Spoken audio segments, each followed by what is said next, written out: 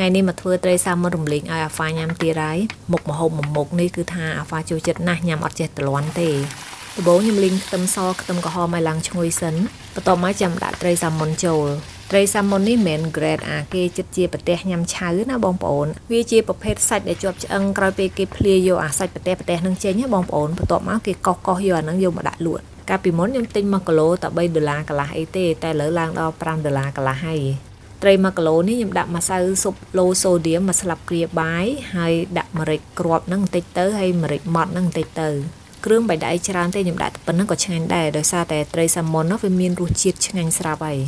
សាច់ត្រីសាម៉ុនដែលខ្ញុំទិញមកថ្ងៃនេះប្រហែលជាវានៅជាប់ជាមួយនឹងពោះត្រីនិយាយពីឡើងខ្លាញ់ច្រើនមែនទែន